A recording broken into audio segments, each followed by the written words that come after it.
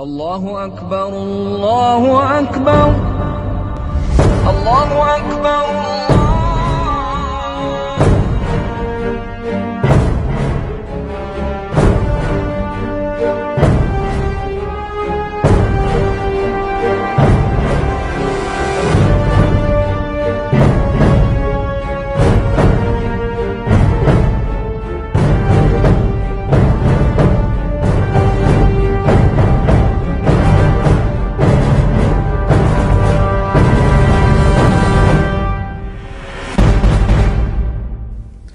Hi and welcome to Worlds Apart, a program that is dedicated to speaking the truth in love. I'm your host, Rommel Hussein, and today we have with us Daniel Shiesta, who will be discussing with us the important models of grace or Sharia. First of all, welcome to the show, Daniel. Thank you for having me here. Thank you. It's always a pleasure to be able to have you come here and give us these wonderful talks. Likewise for me, really. It's a pleasure. Now, you've heard the topic for this episode.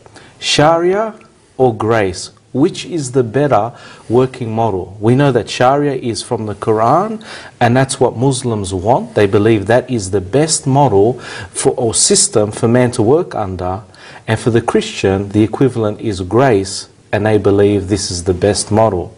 If I can first of all start off by asking you, please define Sharia to our viewers. What does it mean? Well, Sharia is a holistic or Islamic law that includes everything in our life and wants to rule over it and make sure that everything is according to Allah's law and Allah's values. In state level, in country level, government is responsible to enforce Sharia and make sure that everybody is following Sharia, and in family level, father is called to do that because he is the only one, or because he is male, he can fulfill the covenant of Allah. He is responsible for that. So everybody really must align himself with Sharia, and Sharia doesn't believe in freedom, because in freedom you have a choice to choose something, but Sharia says that everything was written from eternity for you. You need to live according to that. You need to you don't need to decide, and that's why you see that many Islamists, radical Muslim or committed Muslim, believe that freedom belongs to hell, really, and freedom is not compatible with Sharia. And you go to the website and you read even the comments of some Islamic commentators and scholars. You can see that. So it's very opposite. It's very opposite. It's just a 100-degree different. Grace is so different to Sharia. Yes. And so are there any working examples of Sharia around the world? There are working examples, like Iran is ruled by Sharia law. Pakistan, the reason Pakistan is separated themselves from India to be under the rule of Sharia law. Saudi Arabia, Sudan, and these are the contemporary examples. But sadly, that law has caused the life of hundreds of thousands of people, especially in country Iran. Before the revolution, we were just so much deceived, and sheikhs, mullahs, and clergies, they said to us, "You're going to have freedom. Sharia is the symbol of freedom." We didn't know they were going to use taqiyya, those holy deception, Islamic taqiyya, and we just trusted them, really. We said, well, if Islam is the perfect religion, is the last of all other religions to come and perfect all of them, so these guys must be talking the truth. But I tell you, after the revolution, it broke the heart of every person. It really made every family to mourn in Iran. Around 600,000 Iranians just lost their lives in different areas because of the Sharia law. You imagine that a judge killed his own 2 sons and deceptively also started to cry over their dead body, you know. No grace, you know. We, in that case, we were even more, you know, ignorant than animals, really. When animals love their children, they find a way to rescue their children. But Sharia really shattered the emotion, the relationship in that country. The prisons became, you know, the symbol of separating parents and children from the family and killing them, and slaughterhouses, really. Even though Ayatollah Khomeini called prison a university, but that university, I was in the prison, that horrible prison, and those prisoners who died, they wrote on the walls, "Your university left my children orphan." Oh. I was not a cruel person, I just criticized you. In a nice way, in a positive way. I didn't kill people. Sharia doesn't allow you to criticize the system, to criticize leader. It's just disgraceful, honestly, I'm saying to you. I'm speaking this for 2 reasons. One, because I lived in it. My nation is living in that. My families are living in that. The second, because I am a scholar in Islam. I know that. And I am a scholar in other religions and cultures. I have compared them. There is no grace in Sharia. There is no place for human choice and freedom in Sharia law.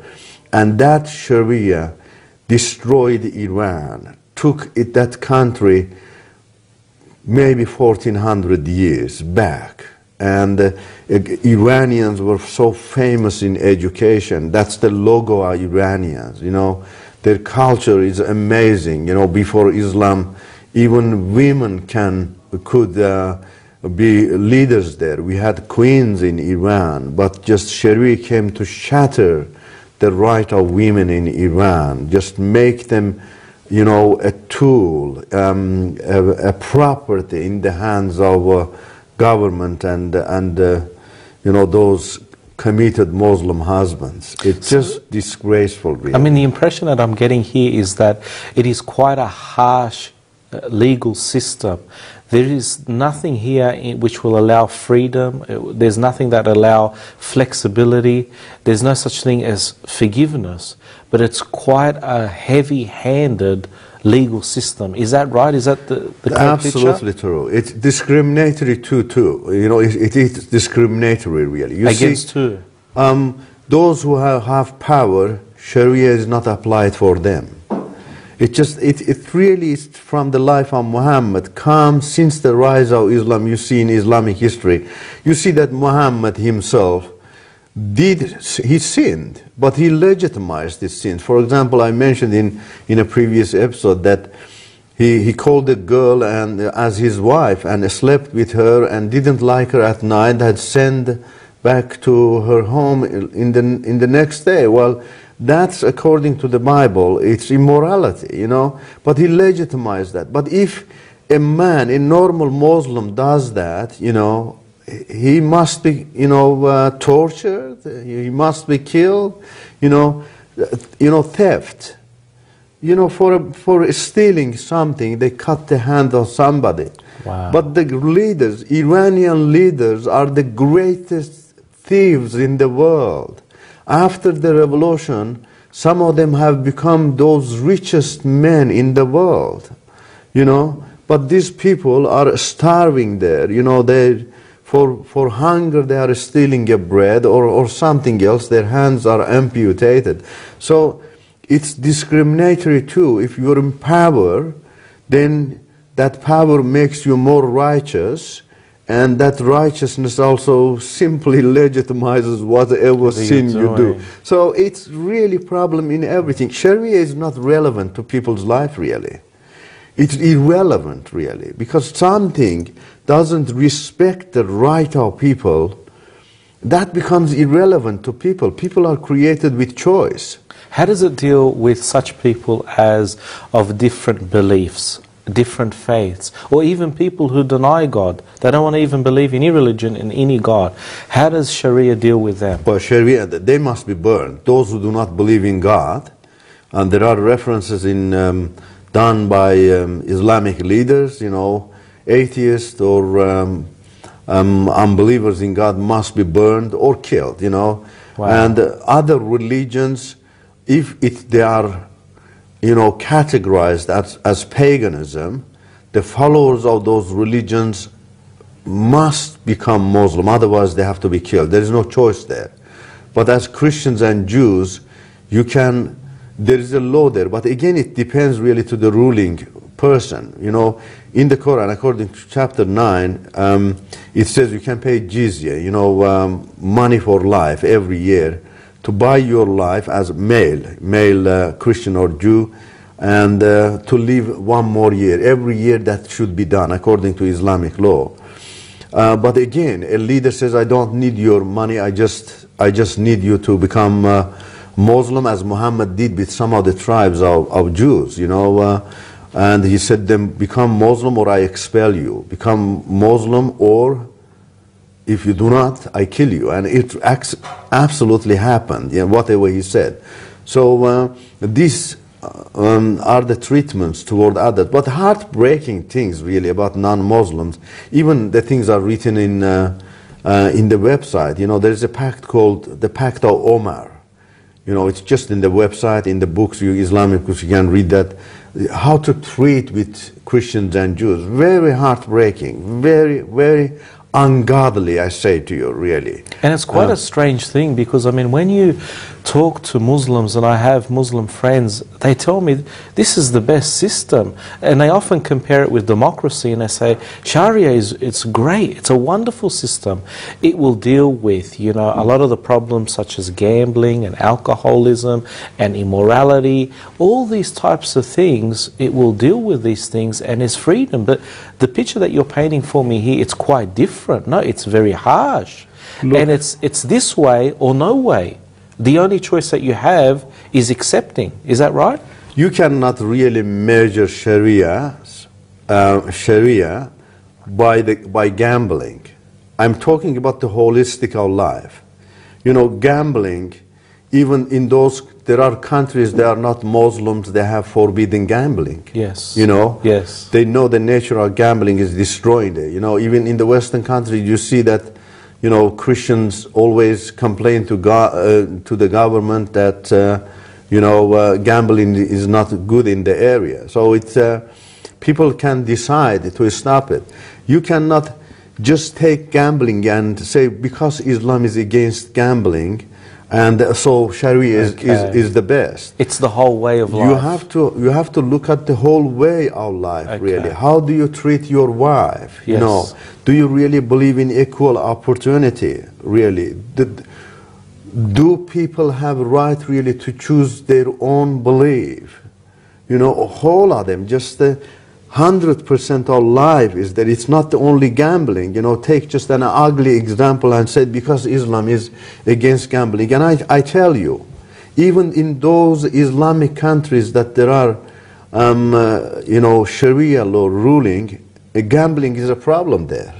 It's still a problem Absolutely. there.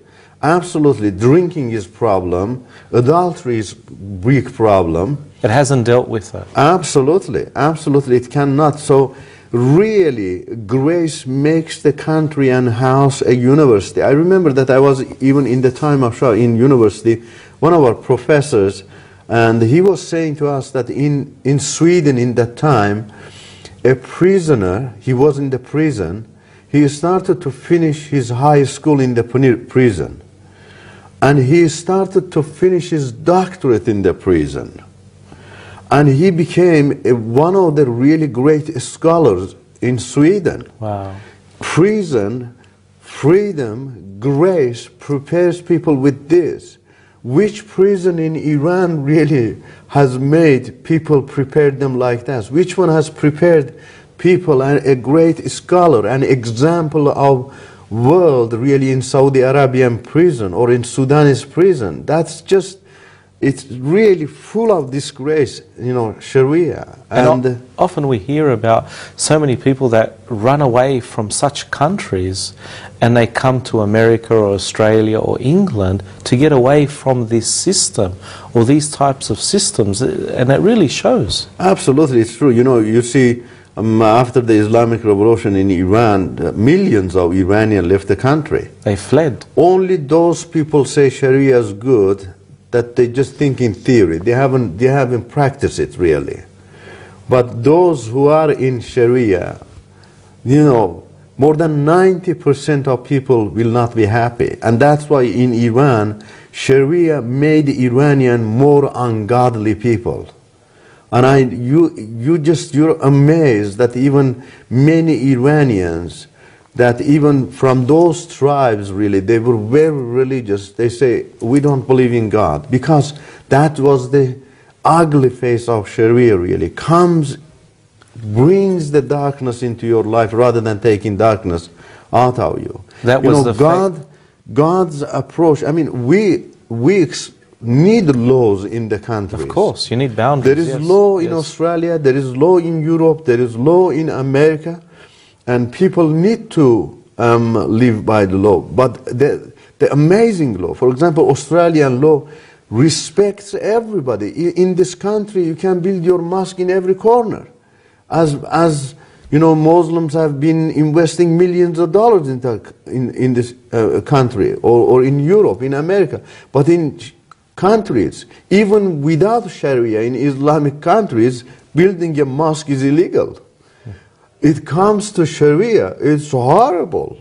It's horrible. You should not raise your prayer voice in the church, so people should not hear that as a Christian. Or you cannot ring the bell of your church. They are all, your churches must be lower. Your houses must be lower than the house of Muslim. It's just disgrace really. There's a lot of discrimination, and I think this is really important because not only were you a Muslim, not only did you study these things and you really did aspire to be a devout Muslim, and you were a devout Muslim, but you lived under the system. You lived under the Sharia system, and you've lived under a different system. And now we've spent a good portion discussing the system of Islam, the system of the Quran. Now please tell us about the biblical system, the system of grace.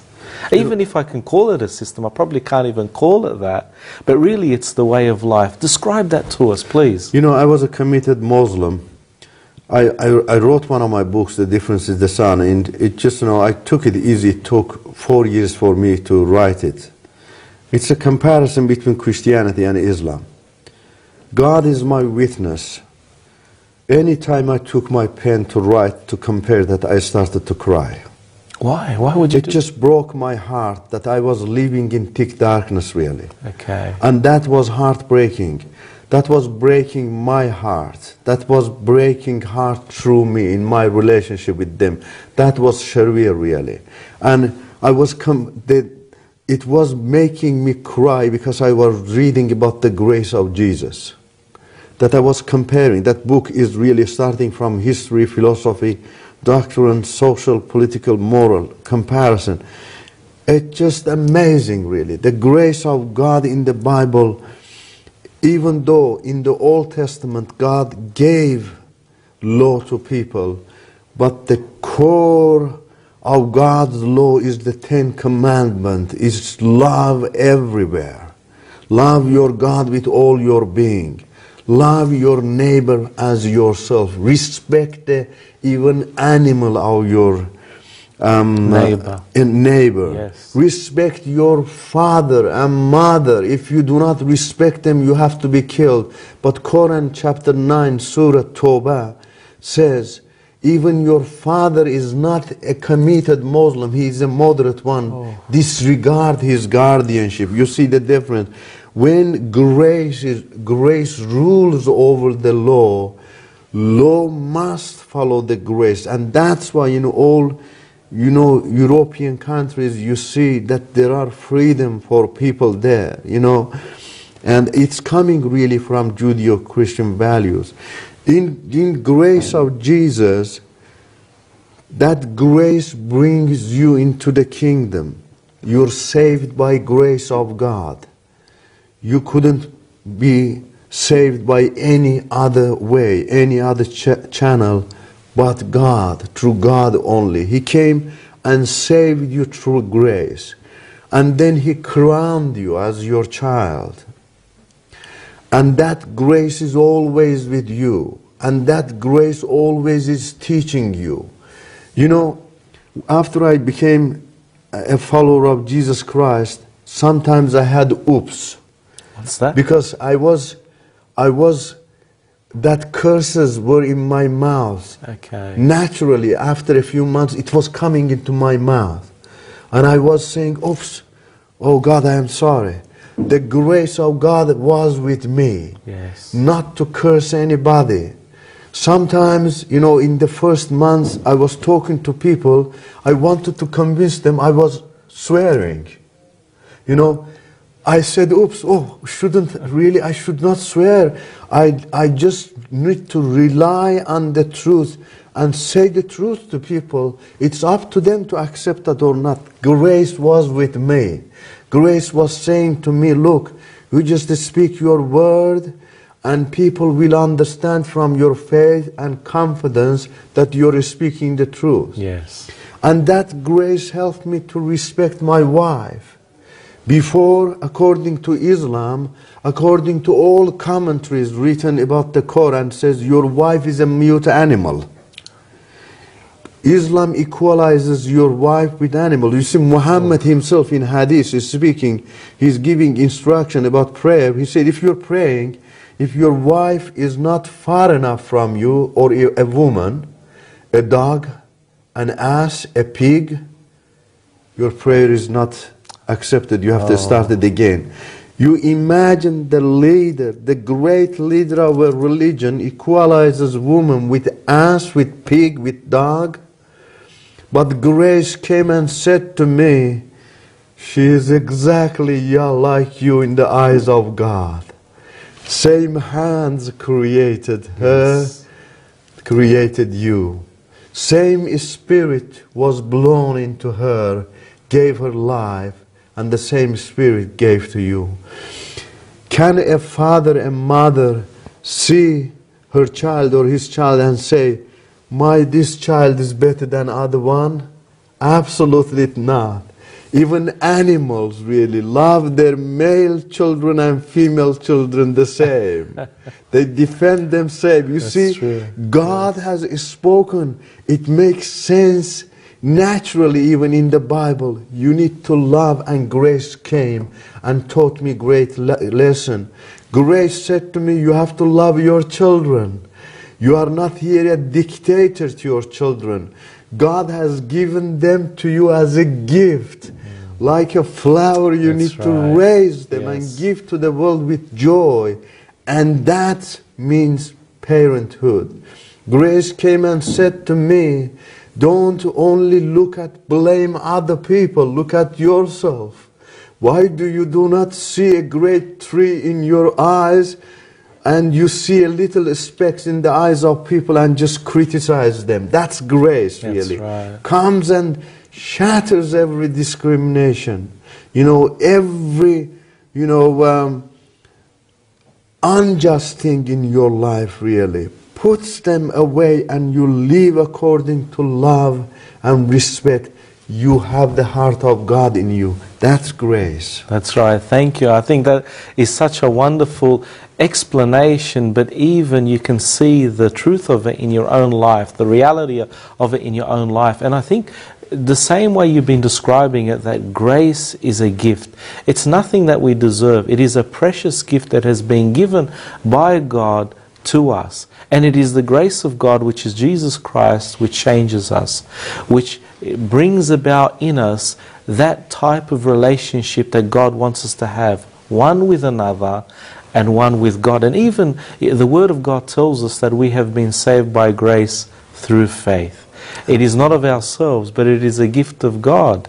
You know, and I think the important thing is what I'm driving to here between these two models, Sharia and grace, is which one now is able to make us acceptable before God? It's grace, really. It's, you know, grace relates you through heart to God.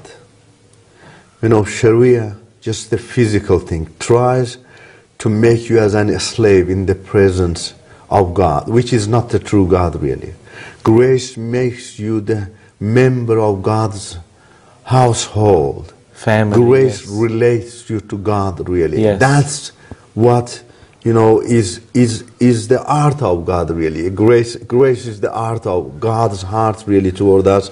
Draws us. Beauty is in the grace. Love is in the grace. You see that, you say, I want him.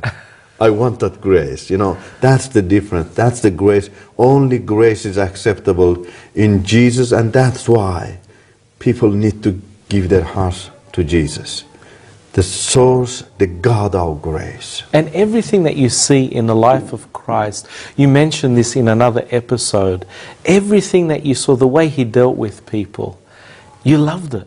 You were so excited about it. And it was such an example in your own life. I mean, how was it that Jesus Christ dealt with people?